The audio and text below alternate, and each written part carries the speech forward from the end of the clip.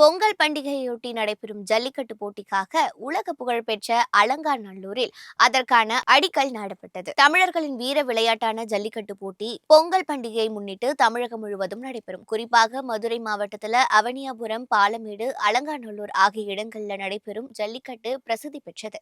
இந்த ஆண்டு அவனியாபுரத்தில் ஜனவரி 15ஆம் தேதியும், பாலமேட்டில் 16ஆம் தேதியும், அலங்காநல்லூரில் 17ஆம் தேதியும் ஜல்லிக்கட்டு நடத்தப்படும் நிலையில் இதற்கான முன்னேற்பாடு பணிகள் விறுவிறுப்பாக நடைபெற்று வருது. ஏற்கனவே அவனியாபுரம் ஜல்லிக்கட்டுக்கான அடிக்கல் நடப்பட்ட நிலையில் அலங்காநல்லூரில் அடிக்கல் நாட்டு விழா நடைபெற்றது. இதில் அமைச்சர் மூர்த்தி, நாடாளுமன்ற சட்டமன்ற உறுப்பினர்கள், அரசு அலுவலர்கள், விழா குழுவினர், கிராம பொதுமக்கள் முன்னிலையில் முகூர்த்த கால் நடப்பட்டது.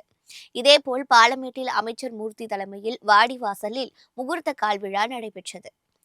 பின்னர் செய்தியாளர்களுக்கு பேட்டியளித்த அமைச்சர் மூர்த்தி, ஜல்லிக்கட்டு போட்டியில சிறப்பு பரிசாக கார், பைக் மற்றும் டிராக்டர் வழங்கப்பட உள்ளது. கடந்த ஆண்டு போலவே இந்த ஆண்டும் வெற்றி பெறுபவர்களுக்கு சிறப்பான பரிசுகள் வழங்கப்பட உள்ளதாக அவர் கூறியிருக்கார்.